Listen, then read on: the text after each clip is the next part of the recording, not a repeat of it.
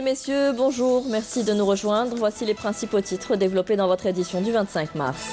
L'industrie de la transformation connaît un nouvel élan grâce à l'expansion du recyclage. Un exemple dans ce journal, dans la wilaya de Mila, où une unité récupère les bouteilles en plastique pour les transformer en fibres de polyester.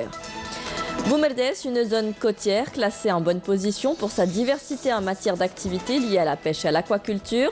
En plus d'approvisionner le marché en poissons, l'activité favorise la création de nouveaux postes d'emploi. Et enfin du sport, football, l'équipe nationale se prépare au centre technique de Sidi Moussa pour affronter demain en match amical la Tunisie. Bienvenue à tous. Les travaux de la première journée de la conférence de solidarité de la communauté de développement de l'Afrique australe avec le Sahara occidental occupé ont débuté ce matin à Pretoria avec la participation de l'ensemble des États membres de l'organisation régionale et de pays amis de la République arabe sahraoui démocratique, abrités par le centre des conférences du ministère des Affaires étrangères et de la coopération internationale de la République d'Afrique du Sud. Cette conférence de solidarité a réuni pour sa première journée les ministres des Affaires étrangères des 16 pays membres de la communauté, ainsi que de hauts représentants de pays amis de la race, notamment le Nigeria, le Venezuela, Cuba et le Kenya, l'Algérie, comme vous l'avez vu en image, est conviée également à ce symposium. Elle est représentée par le vice-premier ministre et ministre des Affaires étrangères, Ramtan Lamamra, et une délégation de parlementaires. La récupération de déchets et leur transformation pourrait être une filière génératrice de richesse. Peu de choses se font encore dans ce domaine, mais ceux qui s'y lancent percent et arrivent à enregistrer des bénéfices.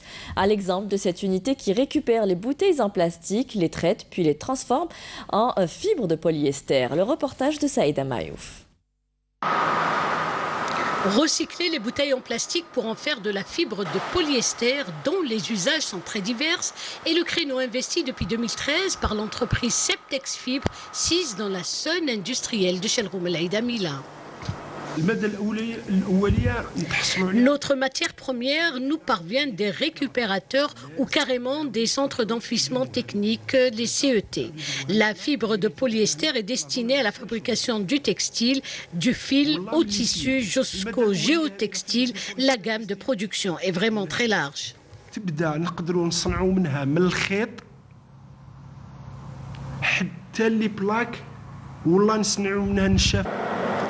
Composé d'une unité de traitement et de lavage de plastique de récupération d'une capacité de 40 tonnes jour et d'une unité de broyage d'une capacité de 30 tonnes par jour, la matière première passe par tout un procédé spécifique rigoureusement respecté dans cette chaîne de transformation.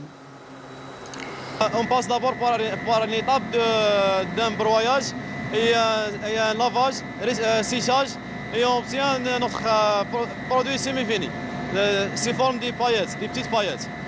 Ces paillettes, on passe par une autre étape de dryer, pour sécher ces dryers. On passe d'abord par une étape d'extrusion pour fonder notre polyester et on obtient des fibres PEC. On fabrique ici de la fibre de polyester, les plaques en fibre de polyester au lieu de l'éponge. C'est pour la première fois en Algérie. La quantité, on peut fabriquer 4000 matelas par semaine. Spécialisé dans la fabrication de la fibre de polyester, mais également les géotextiles ainsi que la ouate, l'entreprise Septex écoule sa production sur les marchés internationaux. Notre credo, rien ne se perd, rien ne se crée, tout se transforme. Septex réalise 60% des exportations dans la région.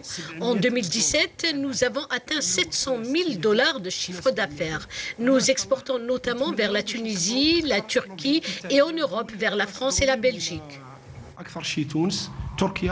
وأوروبا بعض البلدان مثل بلجيكا وفرنسا. La wilaya de Mila génère plus de 450 tonnes par jour de déchets solides urbains. La totalité des communes sont dotées d'un schéma directeur de gestion des déchets solides et pour l'alimentation d'élimination de ces déchets. Donc 3 grands centres d'enfouissement techniques ont été réalisés, dont 2 sont en exploitation avec un taux de réception de plus de 70% de la quantité totale. La récupération et la valorisation des déchets en plastique répond à une logique d'une économie circulaire préservant l'environnement et créant de la richesse. Autre secteur à valoriser, l'utilisation des énergies renouvelables. Un créneau porteur, mais qui peine à se généraliser. Les autorités locales appellent les investisseurs à les intégrer dans leurs projets au sud du pays, notamment Manel Boutouaba. L'investissement dans le domaine industriel à Adrar ne se fait désormais plus sans intégrer totalement la dimension environnementale et le développement des énergies renouvelables. Échantillon représentatif, cette unité de production qui a élargi depuis 8 ans sa gamme de produits avec la fabrication de climatiseurs et humidificateurs à base de pièces recyclées et de kits et systèmes solaires multi-usages. Elle cible, entre autres, les agriculteurs de la région. En 2012, nous avons adopté une nouvelle orientation basée sur les énergies renouvelables. Nous tentons d'en faciliter l'accès aux citoyens. Nous produisons aujourd'hui des kits solaires, nous ciblons notamment les nomades, nous produisons des systèmes solaires à destination des agriculteurs, ce qu'on appelle les pompes solaires. Nous produisons aussi des luminaires solaires destinés à l'éclairage public. Notre produit principal est l'humidificateur, commercialisé au niveau régional, principalement dans le sud du pays. Nous essayons actuellement de pénétrer le marché africain. Concernant les énergies renouvelables, qui est une activité encore nouvelle pour nous, nous ciblons principalement le marché local. Concernant cette entreprise de fabrication de climatiseurs et humidificateurs, elle s'est adaptée à la nouvelle politique basée sur le développement de l'utilisation des énergies renouvelables.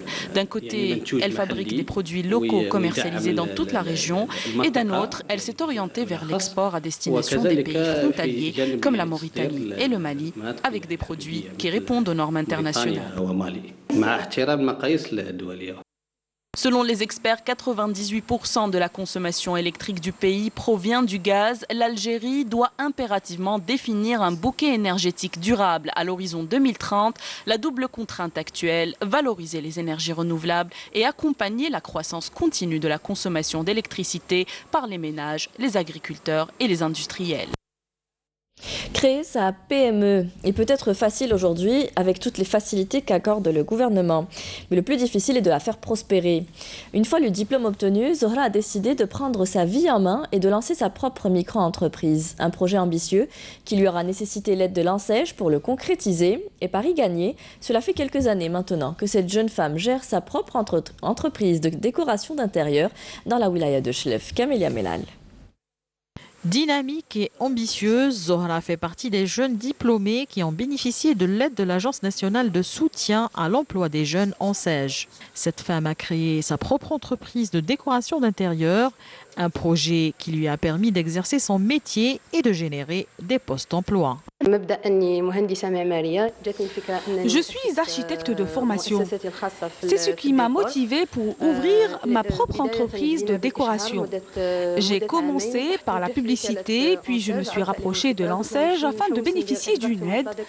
Et enfin, je me suis spécialisée dans la décoration d'intérieur. Habillage, murs et plafonds, tout ce qui est décoration, la fabrication des petits objets à la décoration. Avec ces différents dispositifs, l'Agence nationale de soutien à l'emploi des jeunes offre à de nombreux diplômés l'opportunité de réaliser leurs projets. Nous sommes prêts à apporter notre savoir-faire au profit des jeunes désireux de se spécialiser dans la décoration, et ce, en leur accordant des formations dans le domaine. L'Agence nationale de soutien à l'emploi des jeunes de la wilaya de Chlef a accordé des aides financières au profit de 234 jeunes. Nous avons redoublé nos efforts pour promouvoir le rôle de l'entrepreneuriat en milieu des jeunes sortis fraîchement des universités pour créer leur propre micro-entreprise. Réputée dans la région pour son travail et sa persévérance, Zohra souhaite donner un nouvel élan à l'architecture d'intérieur en faisant participer les jeunes à cette action qui sera d'un grand apport à la région de Chlef sur le plan économique. La région de Zemmouré, une zone côtière par excellence, elle enregistre d'importants projets de développement liés au métier de la pêche. Pour les concrétiser, les autorités de la wilaya ont facilité les procédures administratives. Nsrine Ben Saidi. Ville côtière, Zemmouré s'étend sur une superficie de plus de 20 hectares. Cette région est classée première du genre pour sa diversité en matière d'activités liées à la pêche et à l'aquaculture. Cette zone est arrivée à couvrir les besoins du marché national en matière de poissons et de ses dérivés et a créé un nombre considérable d'emplois dans le domaine de la pêche et de la mer. La wilaya dispose de 46 assiettes foncières, dont 19 déjà distribuées. Parmi les grands projets qu'a enregistré cette région, la construction et la réparation des bateaux de pêche, la production des aliments à base de poissons comme le poisson de conserve, la production des pièces de rechange pour les bateaux et enfin l'industrie mécanique et climatisation. Afin d'accompagner les jeunes porteurs de projets, les autorités wilayales veillent à faciliter les procédures administratives afin de concrétiser ces projets inscrits au titre de la stratégie nationale de développement de l'aquaculture. L'État nous a facilité les procédures administratives en un temps record. J'ai fait mes études à Fidel Ibrahim, à Alger. J'ai réalisé un master à l'étranger, en France. J'ai une petite expérience.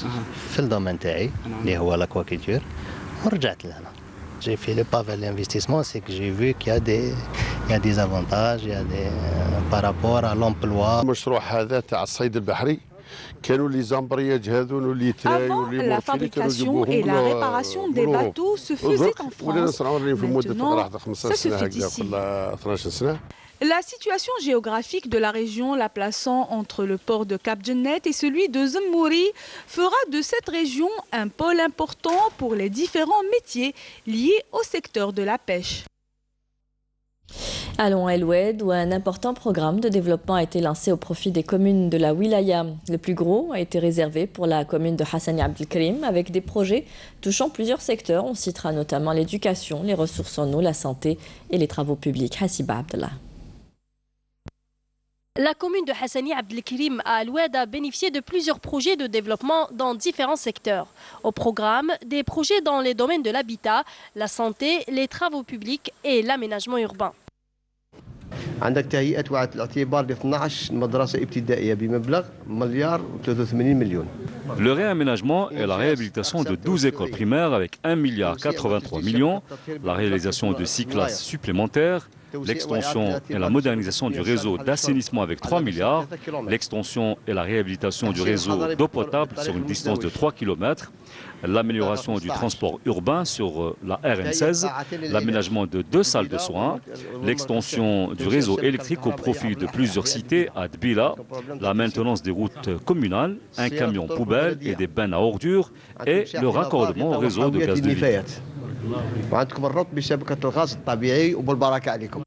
La commune de Dbila a entre autres bénéficié d'un projet de réaménagement de la piscine semi-olympique et de plusieurs projets de logement de type LPP. À l'ouest du pays, dans la wilaya de Saïda, plusieurs communes ont été raccordées ces dernières semaines au réseau de gaz de ville. Plus de 400 familles au total. Plusieurs centaines de foyers attendent encore leur tour pour être raccordés au réseau de Sonelgaz avant la fin juin. Karim Maïfa. Plus de 400 foyers ont été raccordés au réseau de gaz de ville dans la Daïra de Youb, wilaya de Saïda. 400 familles qui voient aujourd'hui leur cadre de vie s'améliorer de façon significative. On souffrait beaucoup avec le froid en hiver et les pénuries de bonbonnes de gaz. C'était trop dur avec le froid et les bonbonnes de gaz qu'on payait cher, jusqu'à 300 dinars la bonbonne. D'autres villages ont également eu leur part de cette énergie propre. Il y a un autre village qui dépend de la commune de Youb, Barbour, où tout un quartier a été raccordé au réseau de gaz, sans oublier le village de Mata également. Quant à la deuxième commune, nous avons 3 quartiers qui ont bénéficié du gaz de ville.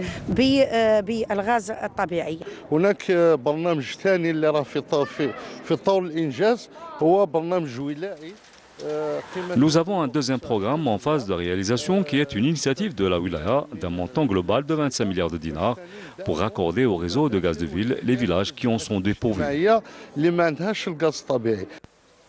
Le taux de raccordement au réseau de gaz de ville de la wilaya de Saïda, en zone urbaine comme en zone montagneuse, limité durant les années 2000 à 30%, dépasse désormais les 60%. Et grâce au projet en phase de réalisation, la wilaya de Saïda compte atteindre un taux de couverture de 80%. Le parc hôtelier de la wilaya d'Oran s'est développé de manière subséquente ces dernières années, offrant un plus large choix aux clients. On y trouve des complexes touristiques, des stations thermales, des hôtels et tout allant de 0 à 5 étoiles. Alors, est-ce que les prestations sont à la hauteur des attentes? Les réponses avec Salim Kasser. Une côte de sable à perte de vue. La wilaya d'Oran est une destination phare du tourisme en Algérie. Ces dernières années, les investissements dans le domaine hôtelier ont considérablement augmenté et le nombre des hôtels a atteint 170 établissements de différentes catégories. En gros, mais il y pour ma personne et tout, pour les vacances et tout, les prix sont quand même. Il y a des prix abordables à Oran. Mais par contre, il y a des hôtels qui sont un peu excessifs. Les prix sont des prix étudiés, rapport qualité. Et je dirais même, on offre une très haute qualité avec un prix très raisonnable.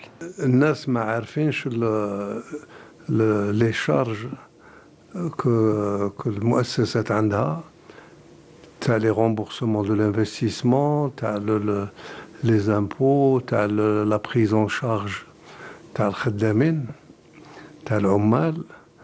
de bonnes conditions, et aussi le service qu'on essaye d'offrir aux normes. Faut-il encore que ces établissements répondent aux normes et soient à la portée du citoyen?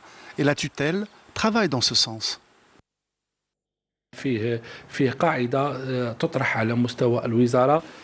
Il y a une étude qui est faite au niveau du ministère pour définir les prix selon les catégories des établissements hôteliers. En d'autres termes, un hôtel 5 étoiles, les prix seront fixés selon cette catégorie même. On espère que le projet sera étudié pour revoir les prix de tous ces hôtels.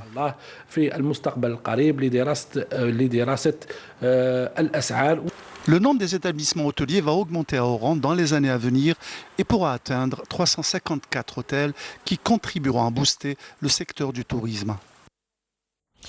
Dans l'actualité internationale, poursuite des concertations pour la formation d'un nouveau gouvernement palestinien qui sera ouvert à tous selon le Premier ministre, alors que l'État de Palestine a pressé l'ONU pour arrêter les agressions israéliennes contre les populations de Gaza. Une dizaine de prisonniers ont été blessés par des agressions israéliennes la nuit dernière, dont 2 qui ont été grièvement blessés. La première ministre de Nouvelle-Zélande, Jacinda Ardern, a ordonné aujourd'hui une enquête nationale officielle pour les attaques perpétrées contre les mosquées de Christchurch afin d'établir si la police et le renseignement auraient pu empêcher le carnage. Cette commission royale, soit l'enquête judiciaire aux pouvoirs les plus étendus de Nouvelle-Zélande, doit déterminer comment un seul tueur a pu abattre 50 fidèles le 15 mars, une attaque qui a ébranlé le monde entier. Theresa May réunit ce lundi matin son gouvernement à l'entame d'une semaine stratégique pour le Brexit qui pourrait voir le Parlement britannique dicter ses desiderata sur le processus de sortie de l'Union européenne face à une première ministre aux abois. Dimanche, hier, Theresa May a réuni plusieurs membres de son gouvernement pour de longues discussions consacrées notamment à ce problème, a indiqué un porte-parole du Downing Street. Un troisième rejet du texte pourrait être le coup de grâce pour une Theresa May en pleine crise d'autorité. Et on terminera avec du football. Après avoir été tenu en échec vendredi soir face aux Gambiens, les joueurs du sélectionneur Jamel Belmadi enchaîneront demain mardi en affrontant la Tunisie, un match amical prévu au stade Mustafa Tchaker de Blida à 20h45. L'équipe nationale, comme vous le voyez en image, poursuit ses entraînements au centre technique de Sidi Moussa.